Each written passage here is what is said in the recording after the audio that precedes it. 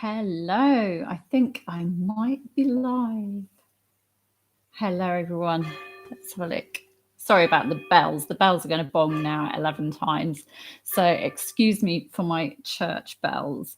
It's 11 p.m. here, so they're going to be going. Adds a bit of atmosphere, I think. Oh, got 16 people so far. Hi, Rosary Chaplet, Gift Sparks, Laney Mac, Kanga 888. Oh, watching from York, England with the Baileys. Oh, I've just got water. Hi, Debbie from Ghana. Do comment and say where you're tuning in from. It's always interesting to see where people are actually joining from. Decampos 79, hello from Texas. Sorry if I'm completely saying your names wrong. Can you hear me okay and see me okay? I suppose it ought to. I think you were just by now. SNG 19 from Swindon in the UK. Oh, Amanda from Kent. Ree Mitchell, North Carolina. Cynthia from Sacramento. Roland from Ottawa. I won't even try the Greek name, but Athens, Greece. Marie from California. Sharon from GA. Adrian from Ohio. Oh, so many people and so many different places. So yes, good evening. It's 11 p.m. here for me in Spain. So good evening, good morning, good afternoon, wherever you are. Hi, Ren. Hi, Kitty from Florida. I'm glad you can hear me. Thank you, Debbie, for confirming that. Hi, Gail from Missouri. Oh, lots. Spain, my birth country, says Rosary Chaplet. Yes, I'm in Andalusia in southern Spain. British, but been living here now since 2006. Tara from Surrey. Zachary from Virginia, Bex from the UK. So all over the place. So it's really international. That's really, really good to see. So thank you so much for joining me. And sorry about the late notice with this, but I just wanted to kind of tune in and have a kind of a last live of 2022 and to just connect with you. Hi, Bernadette from Shirley in England. I used to teach, if that's Shirley in the West Midlands, I used to teach there. Laurie, New Jersey, Karen from Pennsylvania, Cindy saying she loves this.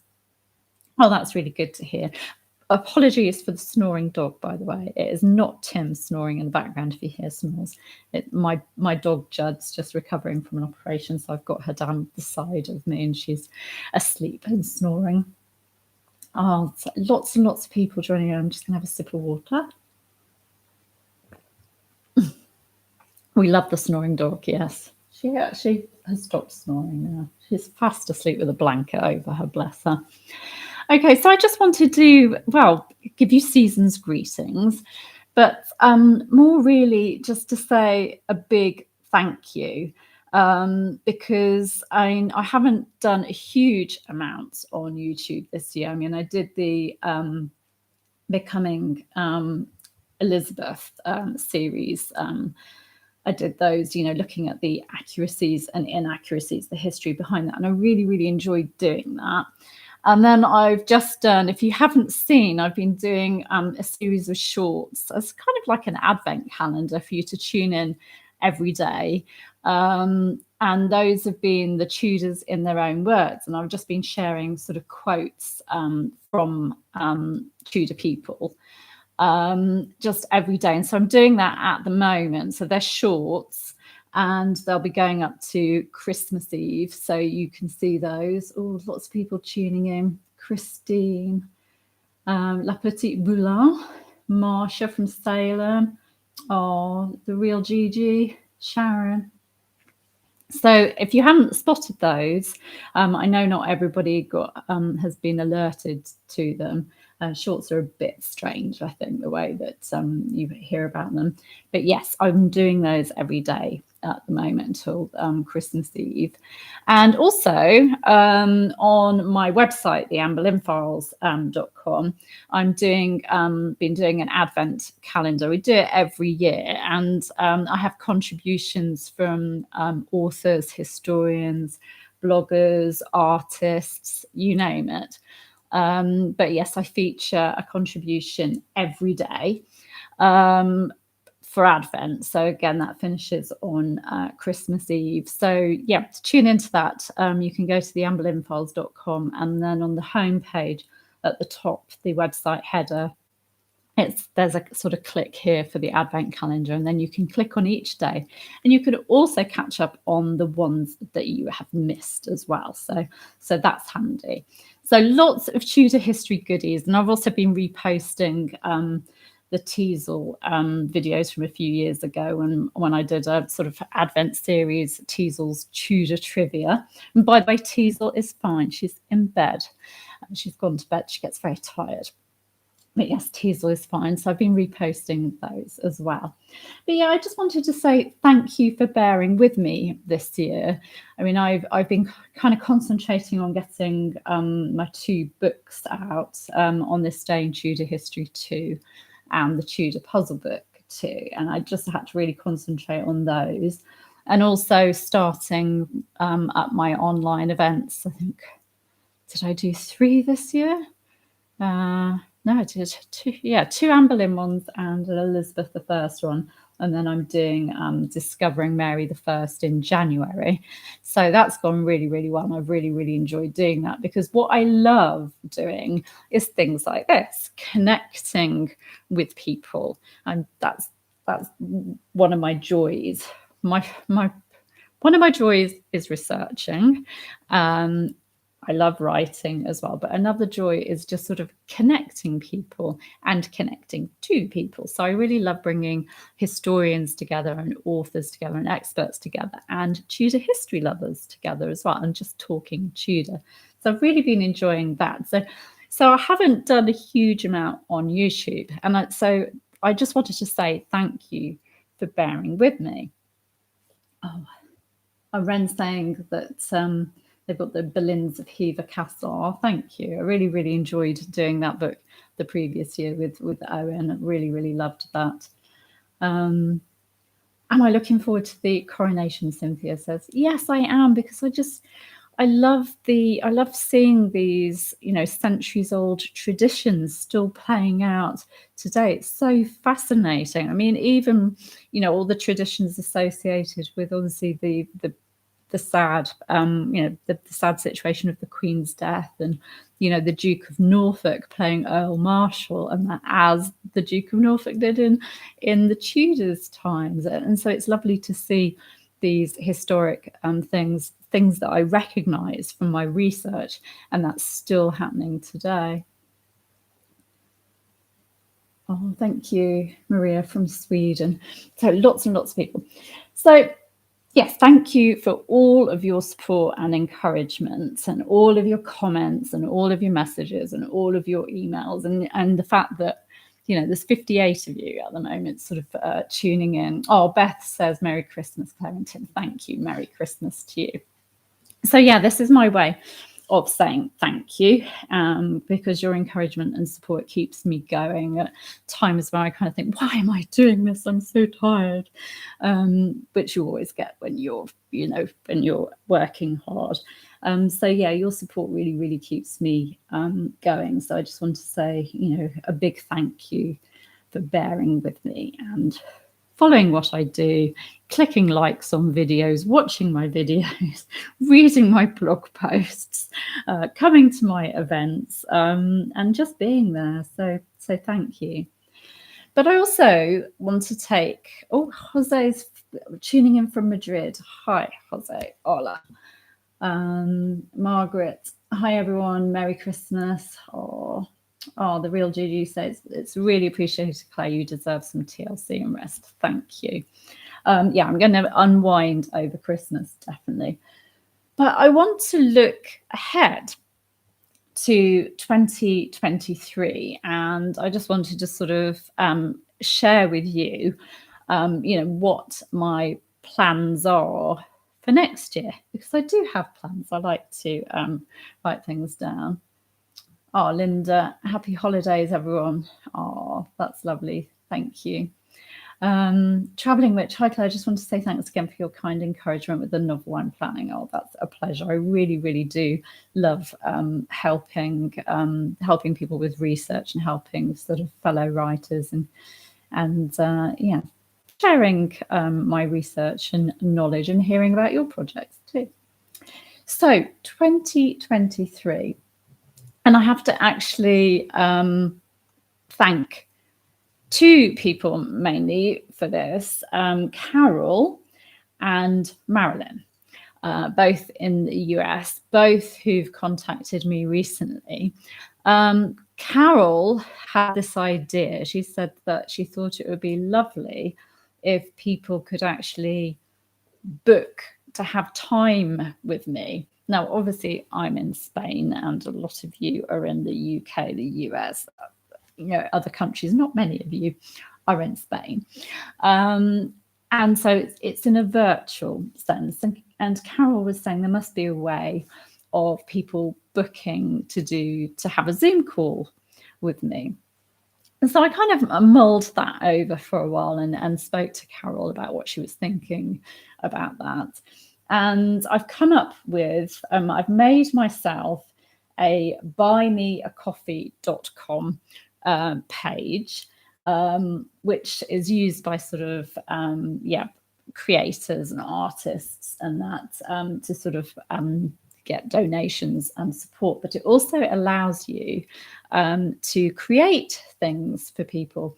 So I've created a buymeacoffee.com page. In fact, I will put it in the comments if it allows me to. So it's buymeacoffee.com//Anne Boleyn Files. And you can book to have a Zoom call with me if you want. I mean, I don't know whether you might want to do it for Christmas or whether you want to gift it to someone for Christmas, a Tudor history lover. But the idea is that either you can just have a virtual coffee with me and we'll just sit there, me with my coffee and you with your coffee, and we'll have a chat and talk Tudor for an hour.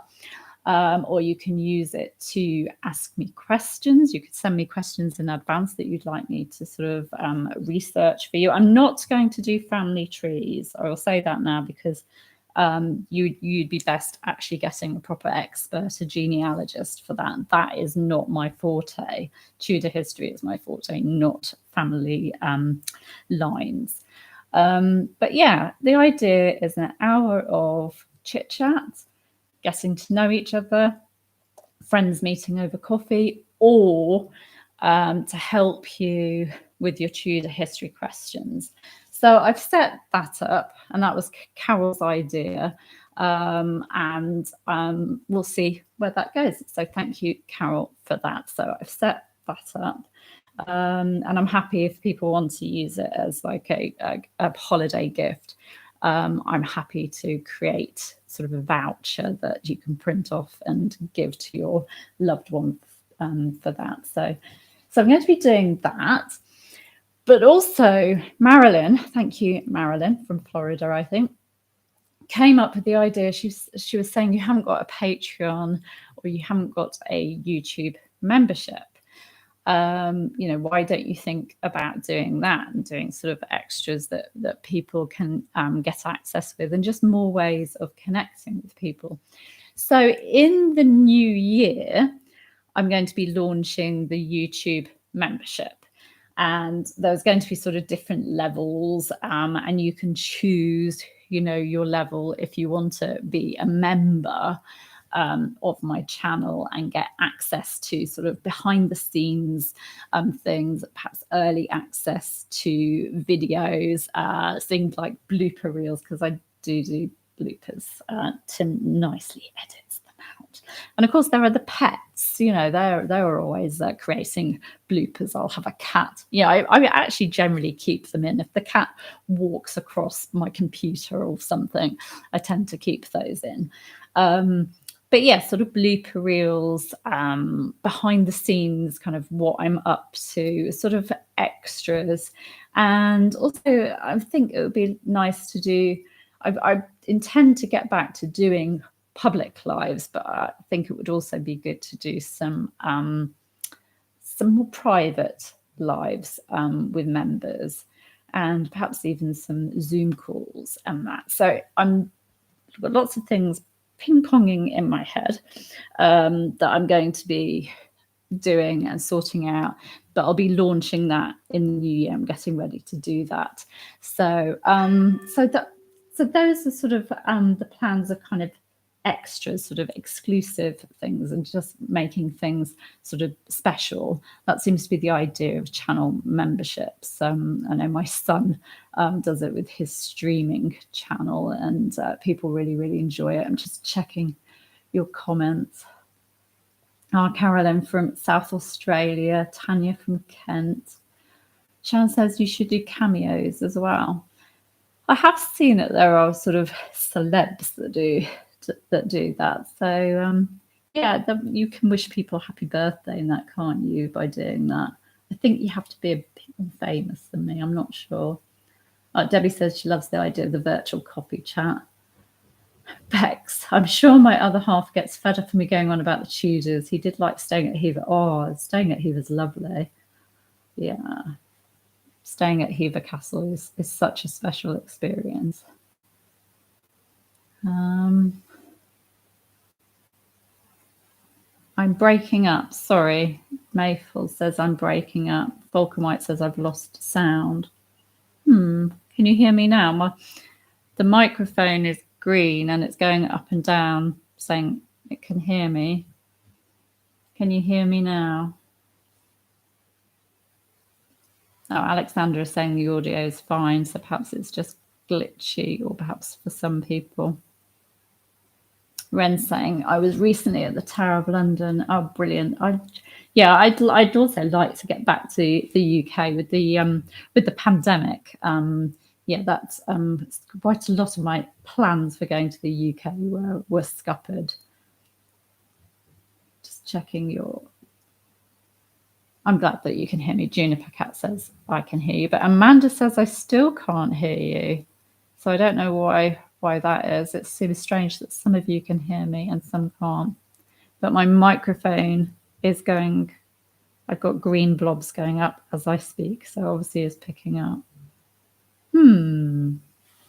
It's very odd that it's working for some people and it's not working for others. I'm so sorry. I don't know what's going on. Perhaps there's a YouTube glitch. Quite a lot of people saying no sound.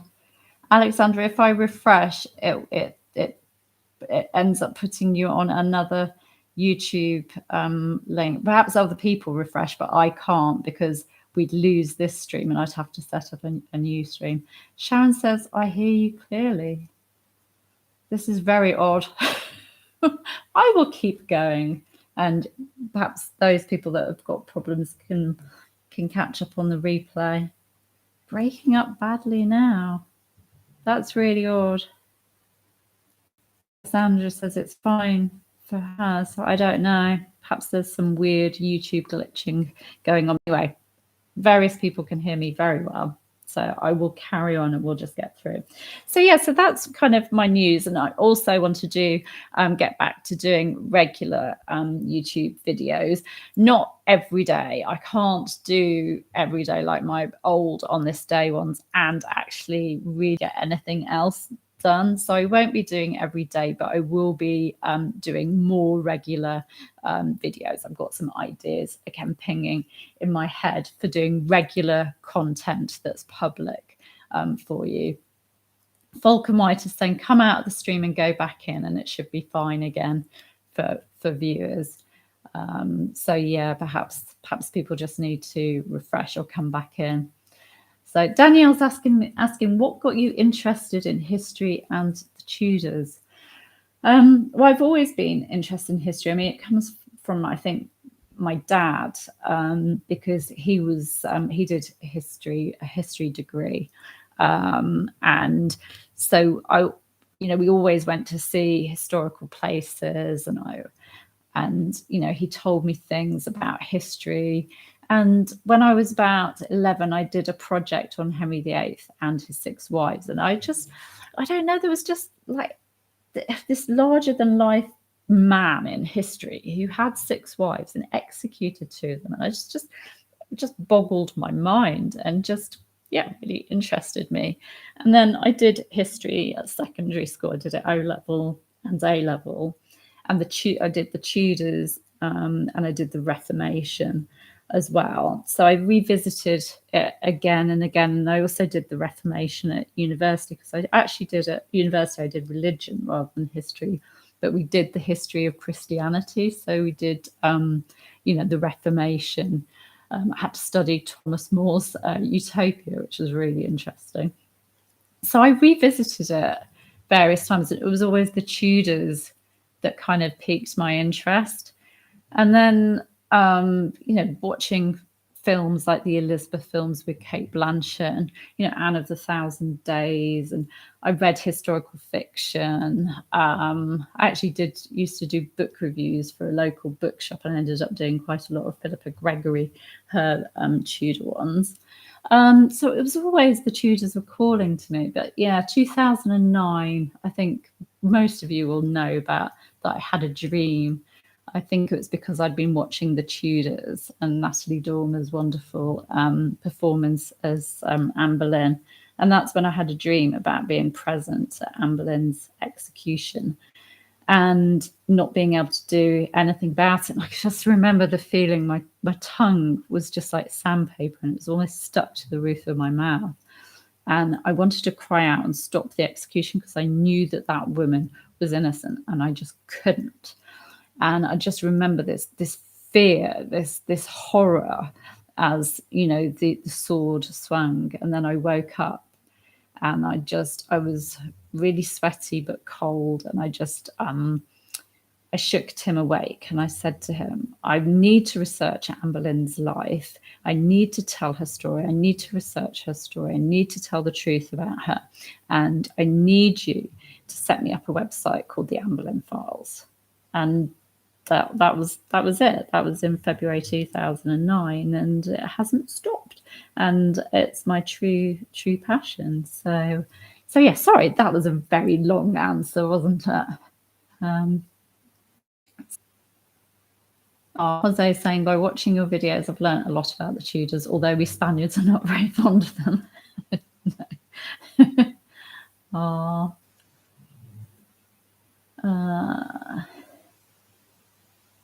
Denise, love your new book on this day in Tudor history too. Thank you. I wish we covered the Tudors at secondary school. Yeah, that's a shame. I covered it at both. I did it A-level history, but this was in the 1980s, was the Tudors and Stuarts. And then the European part of it was, the European Reformation. So I kind of got a double dose of it. But when I was teaching in the 90s, I'm trying to think though, the Tudors, I think, was covered in year 6 of primary school. But then I think it all changed, and schools got options as to what they could cover. Oh, Amanda says, I'm finally back after trying 5 times. I wonder why it's glitchy. I wonder what's going on.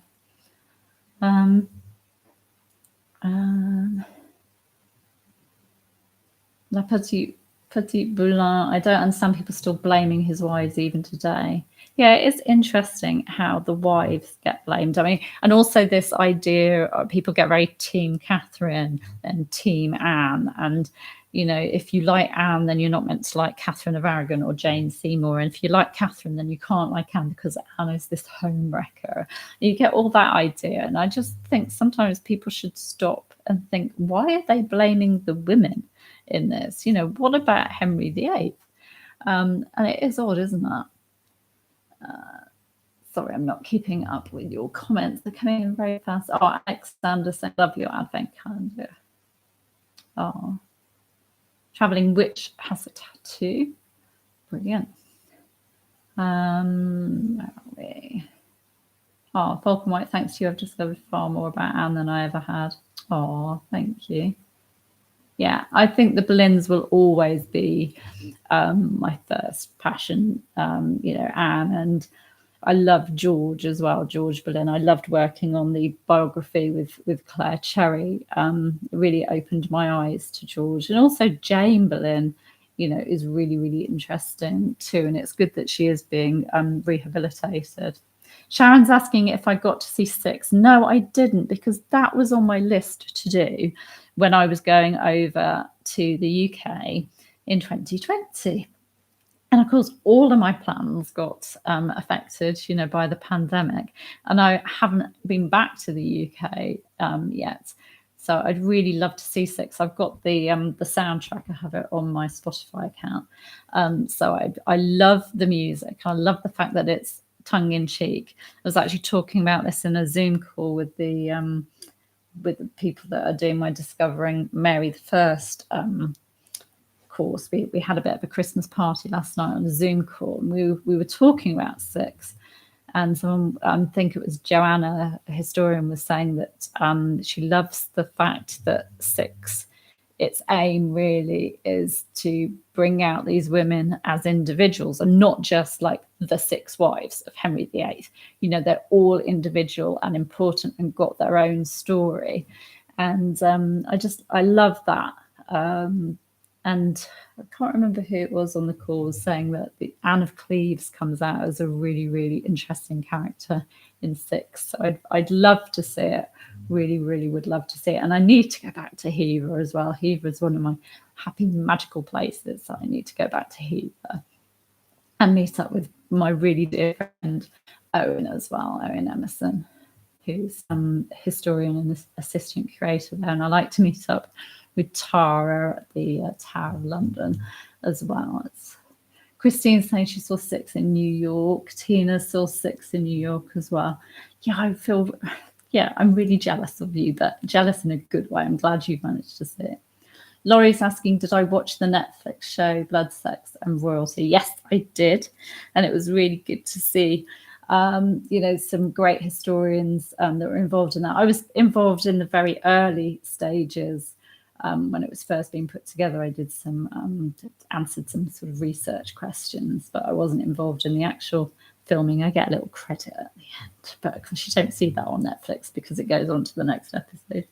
But yeah, I found it really, really interesting. I didn't like some of the dramatic scenes. Some of those I didn't think kind of followed with what the historian had just said, but I really loved, the talking heads, the historians, and I liked the way that they made Anne feisty and strong.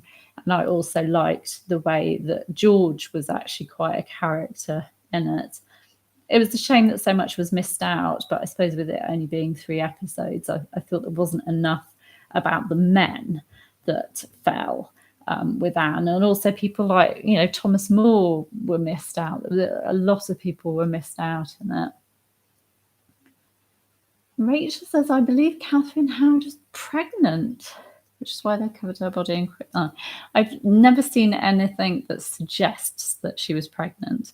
So I've never come across anything that points to her being pregnant at all. Tara from the Tower of London is viewing us. Oh, I miss you too, she says. Hope to see you soon. Yeah, I love going to the Tower and bumping into Tara. Tara is a warder there. Sean saying I should bring out my own documentary on George and Anne Boleyn. That would be lovely. I'd love to do a sort of, looking at those two would be really good. The brother and sister relationship, their views, on religion and the Reformation, the literature that they were reading, and that would be fantastic. Ren saying Thomas More died with such dignity. There were so many of these Tudors, going to an absolutely awful death and dying with such courage and dignity. I'm always wowed when I read accounts of people's executions. It's so important to them, for them to make a good death, to die well. But I suppose in those days they were more focused on their soul, the fate of their soul, rather than their earthly body. So they had a very different mindset, definitely. Debbie's saying, I was going to ask you if you'd watched it. I like Susanna Lipscomb and the other blonde historian. I'm trying to think who was blonde in it. Oh, Tracy Borman. Tracy Borman was in it. Lauren Mackay was in it, wasn't she, as well? I love her her work on her book on Eustace Chapuis, and then her book on Thomas and George Boleyn as well. And Owen was in it. I'm trying to think who else was in it. There were quite a few in it, weren't there? Travelling Witch, did I enjoy Jodie Turner-Smith's portrayal of Anne Boleyn?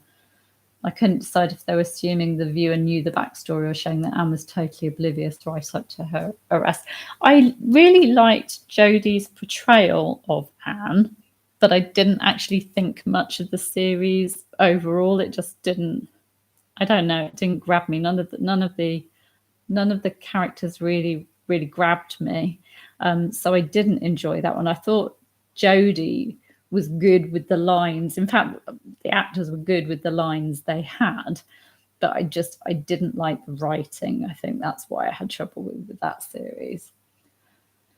Lucy saying, since the 1970s, I've been interested in the Tudors because of the TV series. Yeah, Henry VIII and Elizabeth R. Yeah, Elizabeth R. with Glenda Jackson. Are you talking about the series with Keith Mitchell in it? There was the Six Wives one that was very good. Falcon White, I need Jane Boleyn to be redeemed ASAP. I'm so done with her still getting blamed now by default. I know. I just wish that Julia Fox's book on her biography of her had gone kind of more viral and been like a huge bestseller on the New York Times bestseller list or something. Because, I mean, I will highly recommend to you now, if you haven't read it, to get hold of Julia Fox's book on Jane. You'll find it on paperback. It's been out quite a few years, so you'll be able to find paperback copies of it fine. And it's brilliant. It is excellent. It just challenges all of the myths that we have about Jane. And in fact, you'll find in it that the notes section, the notes on the chapters, are just as interesting, fascinating as the main text. It is a fantastic book, and it completely changes your view on Jane, and it is meticulously researched, and it is just brilliant, excellent book. So if you're interested in Jane, or you still think that Jane brought down the Boleyns, then I would highly recommend you reading Julia's work. It is fantastic, really good. And also Charlie Fenton has brought out a more recent book on Jane Boleyn as well. So that's very good. And for fiction, Adrian Dillard's book, The Raven's Widow, is very good at giving a positive Jane in a fictional way. So yes, we need Jane to be redeemed, don't we? Cindy, I miss hearing the bells. Well, they were chiming when I first came on at 11 o'clock. Rachel, why do you think only Anne's property and things were scurried away so quickly? Why do I think only Anne's property and things? Well, everyone's property was. I mean, you had in May 1536, before the men had even been tried, straight after their arrest, you had the vultures coming in. People like Henry Fitzroy and I can't remember who else, but lots of Tudor noblemen, all sending letters to Cromwell saying, oh, by the way, I'm really interested in Henry Norris's estate or whatever. And, oh, I'm really interested in Sir Francis Weston's office. And, you know, and they hadn't even been tried, and people were sort of arguing over their possessions. So you had their possessions as well. Anne's household was disbanded before her trial. And yeah, obviously her things, were, an itinerary was done of them. But you have the same happening in 1541 as well, with Catherine Howard, Thomas Culpeper, Jane Boleyn, we have inventories being taken of their possessions as well. So it was the done thing when someone was on their way out to inventory what they owned, what possessions they've got, so that people can start grabbing them. Yes, awful. Tina, the last two Anne Boleyn TV series were both less than 3 hours. Can't give Anne's story justice in 3 hours. No, it's really, really difficult. I did see also a lot of comments online about how, you know, Anne has been done now and let's move on. And I will watch anything Anne, because obviously Anne Boleyn is my first passion. But I would love, I've been saying this to the group that I've been having Zoom calls with. I would absolutely love a Mary the First series. You know, we've had Becoming Elizabeth. And actually, I thought that Mary was a really strong character in that. And I actually think, I've said this in one of my videos, that it became more of a Becoming Mary series. And I just would love a series looking at, you know, Mary's life, you know, her going from, you know, pampered princess, from being the pearl of the world, as her father called her, to being neglected and bullied, downright bullied and mistreated, so much so that, you know, Chapuis thought she was going to be executed. She thought she ought to perhaps flee England. And I would love a series looking at her whole life, not just her reign, not just the persecutions and boiling her down to just Bloody Mary, but, you know, looking at her whole life. That would be fab if a TV documentary or a fictional series like Becoming Elizabeth, but done on Mary. And Edward's been sort of missed out as well, and also Lady Jane Grey and Henry VII. I mean, the focus is a lot on Henry VIII and his 6 wives, and also Elizabeth, and we seem to sort of skip the others. So yeah, I think a Mary series would be good. Oh, Falcon White, you brought me to Julia Fox's book, and I can't thank you enough. Oh, that's a pleasure. Right, Jane Seymour was a big culprit in the death of Anne. Everyone thinks she was so sweet, but I'm not convinced.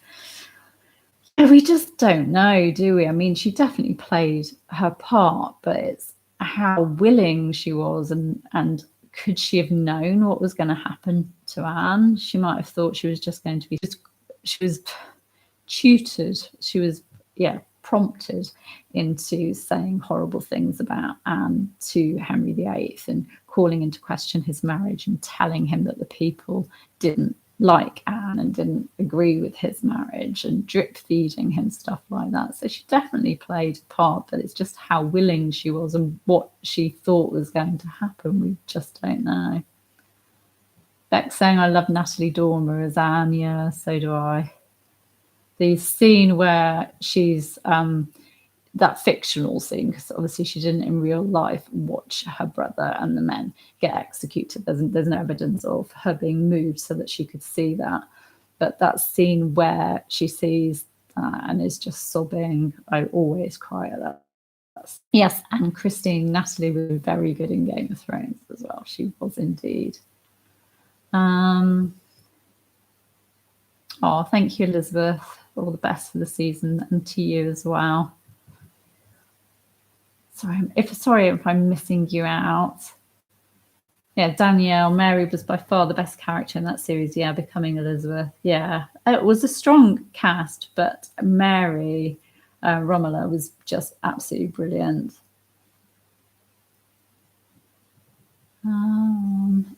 Shelley, if you had a time travel machine, could travel back to just one period of time, what year would you choose?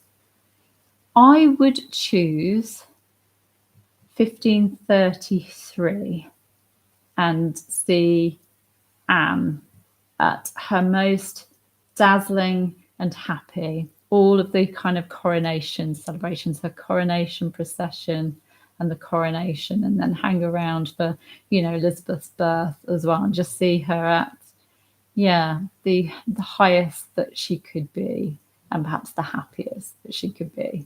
I'd like to see that. Vicky, this is off topic, but what is your opinion about the children's bones may finally be tested up, but the ones in the urn in Westminster that people say could be the princes in the tower. I don't really have a lot of opinion, because I know the newspaper headlines have been very misleading, about how, we test them and find out, whether, Richard III really did murder them or whatever. But even if you find out whether they were the princes, it still doesn't say, obviously you'll be able to tell, I would think modern medicine would be able to say what happened to them, but you won't get the who did it. So I don't know. I mean, it may answer some questions, but it may bring more questions to the fore. So I can't say I have a really strong opinion on it. Tara, I don't think Anne is done. There's still so much to explore. Yeah, there are definitely new angles that could be explored. I do agree with you there. Beth saying, I agree that the series on Mary would be outstanding. I just really love her to be a well-rounded character, so that, there's this stereotype of her and this label as Bloody Mary. And I'm not condoning the persecutions at all, the heresy burnings at all. But I would like a series that really shows her and what she went through, and what she went through to be queen as well. I mean, it's amazing, the events of sort of summer 1553 and how she managed to, rally support and remove Queen Jane. It would just be a fascinating series. Oh, cheeky plug.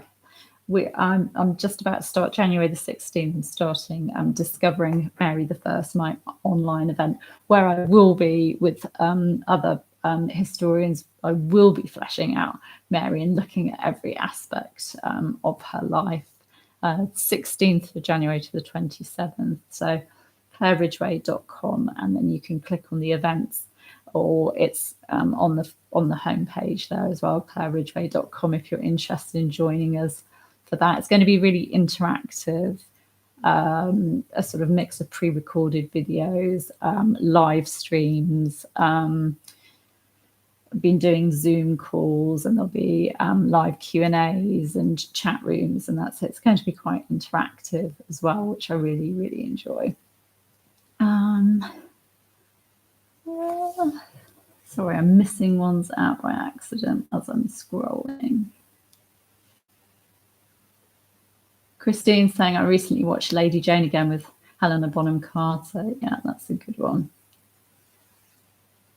Diana, it would be really good if there's a portrait out there in France of Anne. It would be just fab to find another portrait of her, this full length one, which we know was around sort of in the 1700s, but that, got cut down, and we don't know where it is now, probably in a private collection or a bank vault somewhere. Juniper Cats, I'd like to see more on the relationship between Henry VIII's children and their closer cousins. Yeah, that would be really interesting.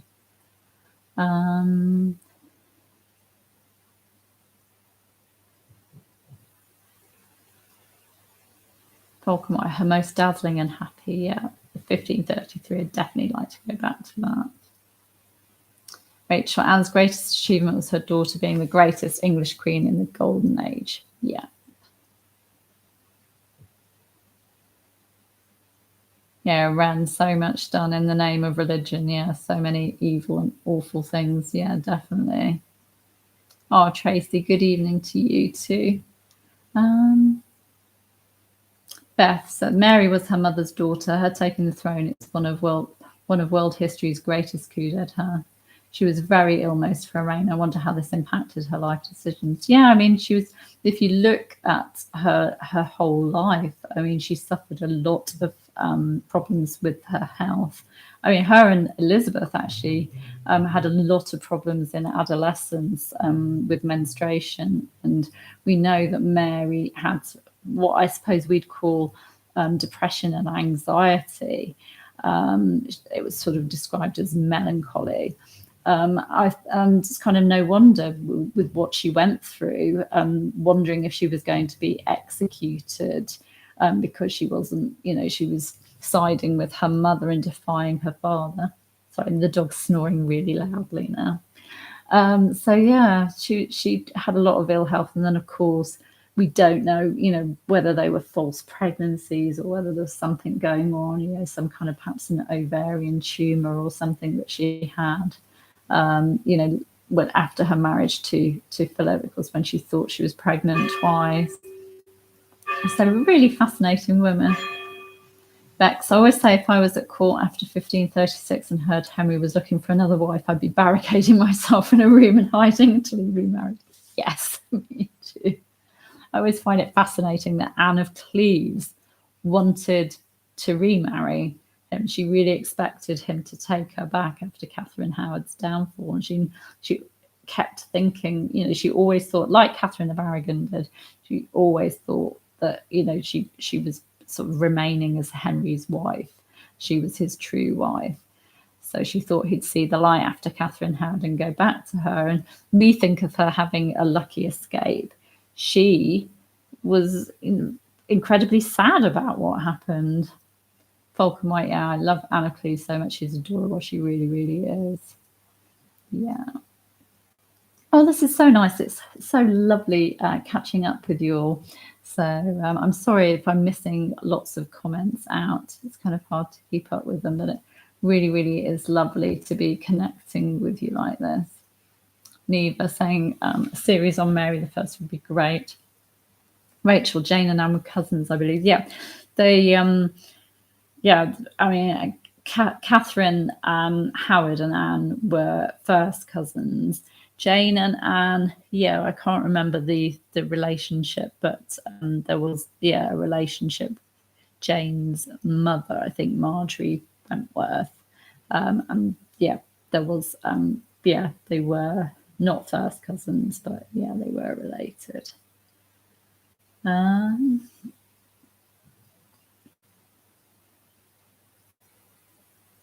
Sorry, I'm just scrolling.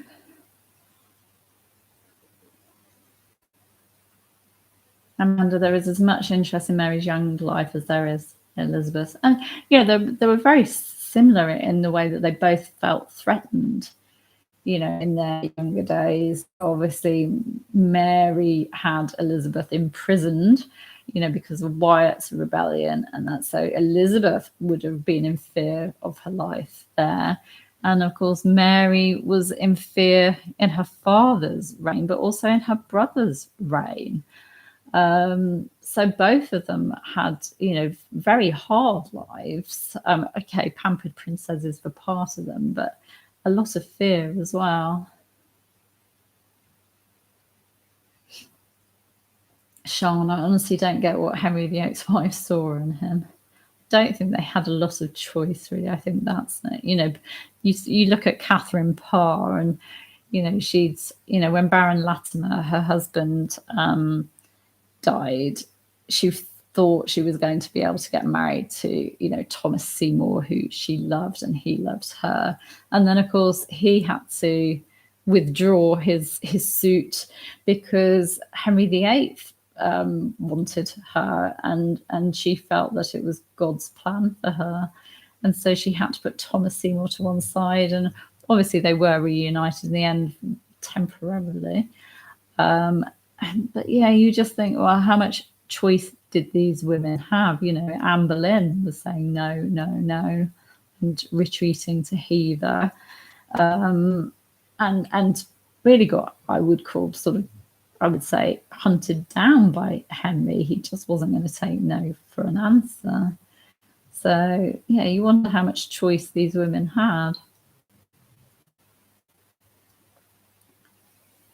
Yeah, Bex. Yeah, there is that quote about the is it Christina of Milan saying, yeah, if she had two heads, then perhaps she'd consider marriage to Henry VIII, but no, not with one head.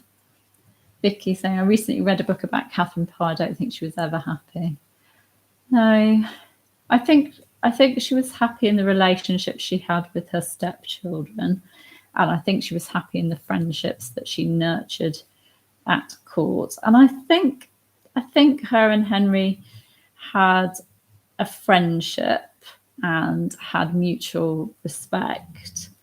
Obviously, she was in fear one time as well when there was a plot against her. But yeah, you kind of think she finally got together with Thomas Seymour and got pregnant, and then obviously died a few days after giving birth. It's just so very tragic. Falcon White, I'm obsessed with that Anne Boleyn card behind you. Yes, that was from novelist Natalia Richards. She's you might have read them. The Falcon's Rise, Falcon's Flight, and she's working on book 3.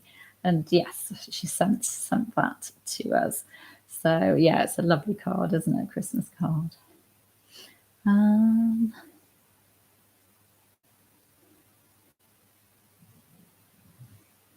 Shelley, the king wanted what the king wanted. Yes, very true. Oh, Anne, Merry Christmas. Merry Christmas to you too. Neva, I think it would be interesting covering the time Anne Boleyn was in France, since that's how she came into her own. I think it would. Yes, looking at sort of the influences that she had in France that made her the woman that she was, that made her so different when she came back to the English court, and made her that Renaissance woman that I think appealed to Henry, because Henry, I think, always saw himself as a Renaissance prince. And here was a sophisticated woman, the French court being very forward sort of thinking, further ahead than the English court. So yeah, I think that would be really, really interesting, concentrating on those years. I think you'd obviously have to do a lot of fiction around it, because there are so many blanks. We know that Anne was serving Mary Tudor and then Queen Claude, but we don't know her exact movements and who she spent time with, and that. But yeah, that would be fascinating. Falcon White, do you know which courtier threatened Mary with that nasty threat about her head and the boiled apple? It was members of the King's Council. I'm trying to think whether one was named. Was it I'm not sure whether I think the Duke of Norfolk was present, and was Suffolk present as well. But I'm not sure. I'll have to check whether the person that actually said that is named. I don't think Chapuis names him. He's relating what Mary told him, and I don't think he names the person that actually said that to her. But yeah, that's what she had to cope with. Members of the King's Council that had been sent there by the king, who then say, if you were my daughter, then I'd treat you like a traitoress, and yes, I'd bash your head against a wall until it was mushy like boiled apple. Yeah, that's what she had to cope with. It's just horrible, isn't it?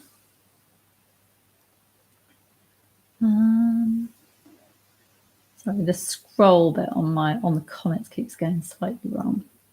Rachel, what I find interesting is Henry's sister's husband, James. Yes, yeah, Margaret Tudor's husband, James IV, is killed in the Battle of Flodden, which of course happens when Catherine is regent. So it's really weird, isn't it, that Catherine's celebrating about Margaret Tudor, Henry VIII's sister's husband, dying, and then wanting to send his whole body to France to Henry VIII as in celebration. Yeah, awful.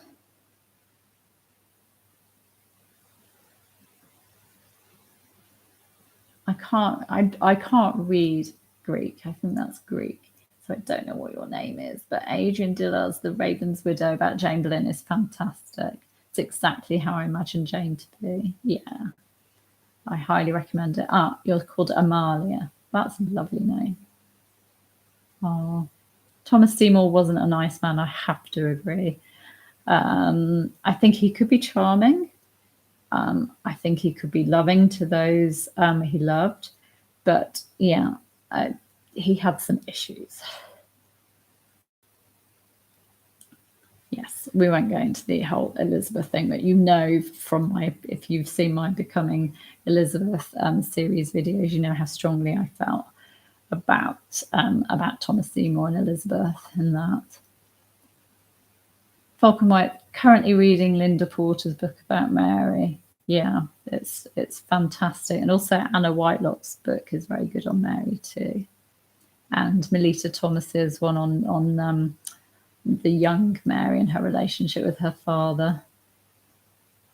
Michelle, what I want to know is how Anne could portray her mistress Catherine of Aragon. Well, I don't think there was this betraying. That's how we see it, but I don't think Anne had any choice about it. And also, you know, she put her foot down so many times and said no, and yeah, retreated from court, left court to go to Hever to get away from Henry VIII, who then just keeps bombarding her with gifts and letters.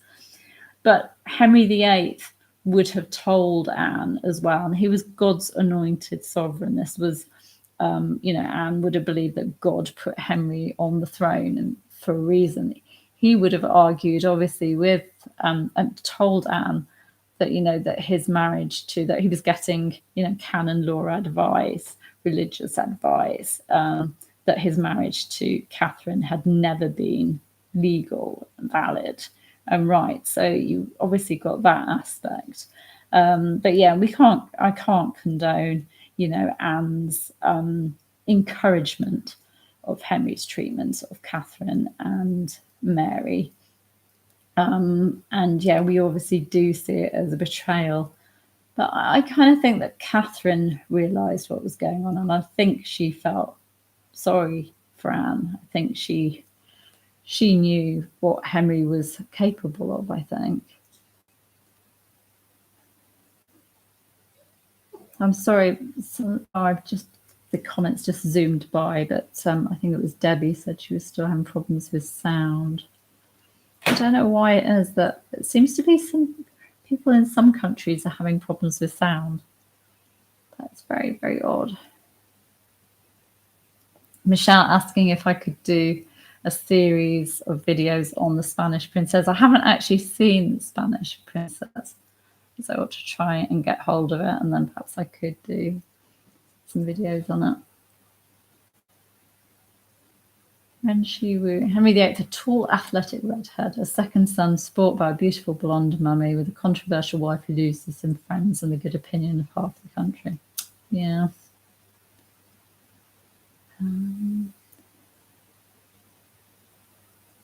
Debbie, they shouldn't have cast Tom Cullen as Thomas Seymour because he was so damn attractive.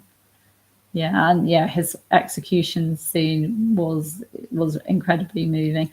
Yeah, I think we needed to see someone like Tom Cullen as Thomas Seymour, because I think Thomas Seymour was attractive and charming, and you know, he had, you know, Cat Ashley seemed to be sort of half in love with him and encouraging Elizabeth. He seems to have made, I think, women around him very giddy. So yeah, I think he was a charming man. So I think probably Tom Cullen was perfect. There was a great play at the Globe about Catherine of Aragon last summer. Rachel says, "Oh, interesting." Oh, Amanda, I've only managed to hear about 5% of this. I wonder why. That's really odd. Because other people are hearing it fine. There must be some glitch on YouTube. Because, yeah, it just seems weird that some people can hear it absolutely fine. So I'm so sorry. I hope you can hear it on the replay, okay?